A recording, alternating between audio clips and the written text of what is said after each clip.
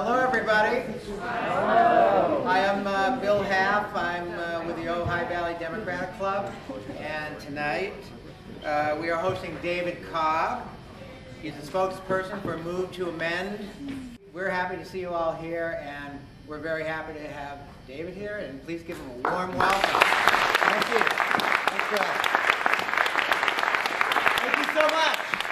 It is such a pleasure to be here in Ojai. You know, before I begin any presentation, I like to say that I, David Cobb, am a proud, I am a patriotic, and these days I am a pissed off American citizen. Yeah. Oh, good.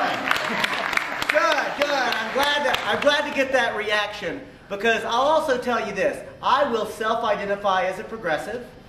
I'm imagining that many in this crowd would self-identify as progressives. So I will say, I think that we as progressives make a mistake if we allow the Tea Party to claim some sort of monopoly on political outrage in this country. That is a mistake, because frankly, if you engage Tea Party adherents on issues and really get down to what is it that makes you so angry, what are you upset about, in my experience, if you have a substantive conversation, what you find out is, well, I'm mad that the big corporations and banks and Wall Street America destroyed the economy, and then the federal government has rewarded these banks and Wall Street with trillions of our tax dollars. Well, you know what? I'm angry about that too. Most progressives I know are angry about that. Aren't you angry about that? Yeah. Right. And isn't it a mistake if the larger body politic and the larger culture thinks that the only political expression of the outrage around that circumstance is reflected in the Tea Party? That is a mistake. We should be angry about that. And I'll tell you something else. It's up to us as progressives to also tie that kind of anger with the fact that we're angry about the fact that 1 in 6 of all households in the richest country in the world are living in poverty.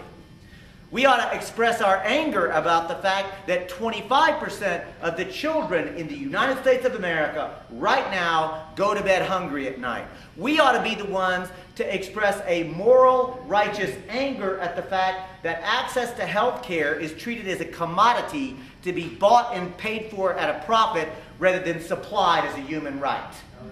Right? We ought to actually talk about that. If you get angry and then stay mired in anger, that is a very dangerous place. That is a dangerous thing both physically, morally, emotionally, dare I say spiritually. That's a spiritually dangerous thing to just get anger and stay angry.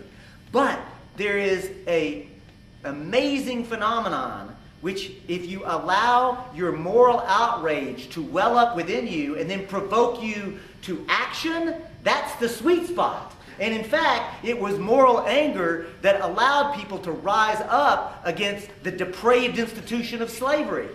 It was moral anger that allowed those women of Seneca Falls and then throughout the country to actually rise up and build a movement to demand that they would be legally persons under the law in this country. It was moral anger that drove the trade union movement, the civil rights movement, moral anger that actually provokes us into righteous action. That's what I want to be part of.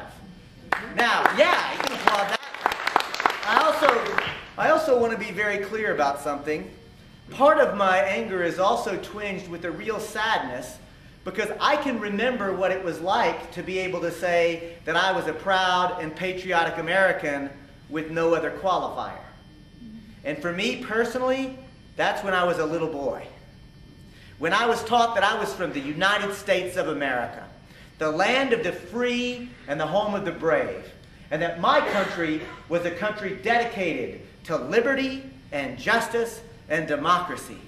And I was so proud to be from that country, and not only that, but my country was like some great shining light on the hill, and it would guarantee liberty and justice and equality to the entire world. And I was so proud of that. And I'm angry because I grew up and I realized I had been lied to. But I want to be clear, it's not the typical kind of lie that we normally think about, because, you see, I actually have a face that I can remember, a voice that I can still hear in my ear that helped to create that creation myth for me. And it is a creation myth. And for me, that person is Mrs. Armstrong, my 5th grade teacher. Although I do believe that she taught me a creation myth and that she basically lied to me, it's a different type of lie. You see, I think that what she said, she believed. And I think that myself and my classmates believed it, and I'm looking at your faces and how you're reacting to me. I think most of you in this auditorium believed it too, and may I submit that the reason I believed it, my classmates believe it, you believe it, is because we want to believe it.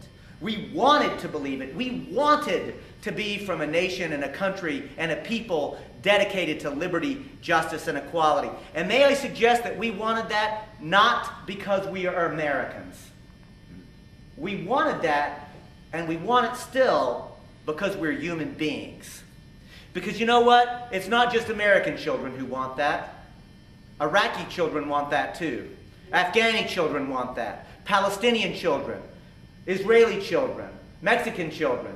Canadian children.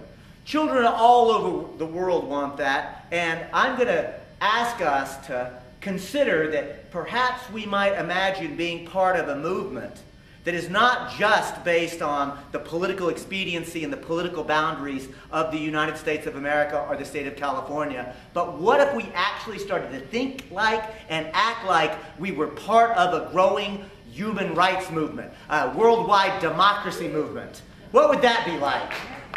Yeah? And I think that that's important because in my experience, if enough people think that something is true, if enough people act like it's true, it's true. It is true. So why don't we actually dedicate ourselves to that prospect? So here's the other thing. In order to really have a good conversation this evening, I will make this pledge to you. I pledge to tell the truth as I see it. Now, that doesn't mean that it is the truth, but it is the truth that I understand. And during the discussion period that will follow, I will invite you to tell the truth as you see it, and we'll engage in some honest conversation. Because I think that the crises, the multiple crises, the crises of crises that we're actually facing today require an unvarnished truth-telling moment, where we actually tell the truth so we can best understand what the problem is, but not so we can just worry ourselves sick about how ain't it awful and how bad it is, but so that we can diagnose what the solution is. If we tell the truth very clearly about what's going on, I think that, and as I tell this story, I hope that the plan that we've laid out at Move to Amend will make better sense. Does that sound good to folks? Yeah. Good. And so now what I'll do is let you know that I'm going to tell a story about how it came to be that large transnational corporations have become the ruling institutions of our society, the most dominant institutions on the entire planet. And I'll, in a very short period of time, just tell a story about how it came to be. And in order to tell that story, you'll see that I intend to have 4 basic concepts covered.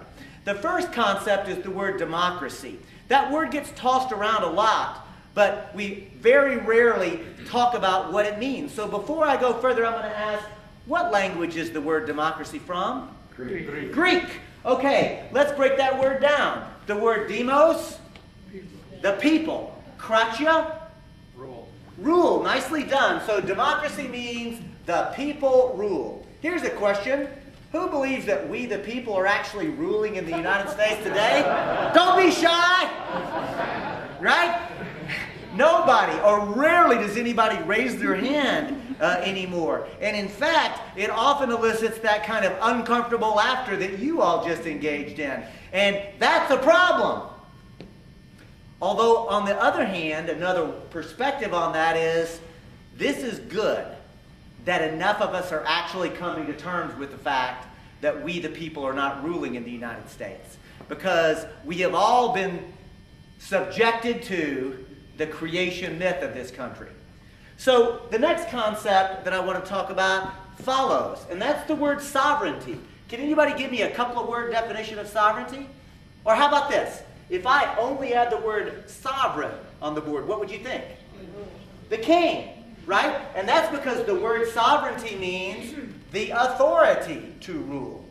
And only 400, 500 years ago, It was so synonymous to be the king and to be the ruler that the word was the same. And that's because the king had the ultimate authority to rule. And by the way, where did the king get his authority to rule? God. God. You don't get more legitimate. Right? I mean, if you can actually assert and have everybody else believe that your right to rule comes from on high, the Almighty, that's pretty powerful. Now, the reason that I am asking you to really think about that for a moment is to recognize the fact, and again, the text is going to get a little metaphysical on y'all, so hold on. We are all individually participating in creating the collective reality that we're experiencing. We are all literally responsible for what we are experiencing. So if I'm right, and you all agreed with me basically that we're living in a racist, sexist, class-oppressive society, then we've got some complicity in it. We've got some responsibility for it. And another thing that I want to say, the reason that I say that is because I hear so many people telling me, oh, you know, David, you say you want to live in a world and the United States have a foreign policy that's not based on war, which I do.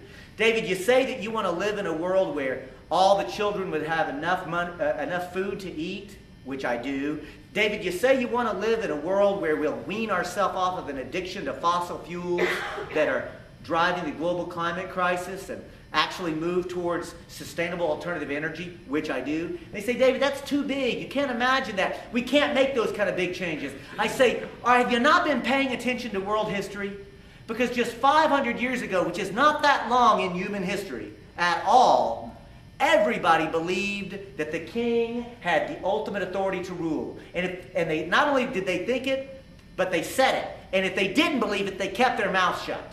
Because that's how cultural reality worked. And I'll tell you something. I'm a proud Green Party member. So as a Green, I work with Greens. But I also very frequently work with Democrats, and I'm proud to do that. I work with Republicans on issues where we can find common ground. I work with socialists. I work with anarchists. I've got a history of working with people from across political ideologies. In the United States of America, I have never come across a monarchist.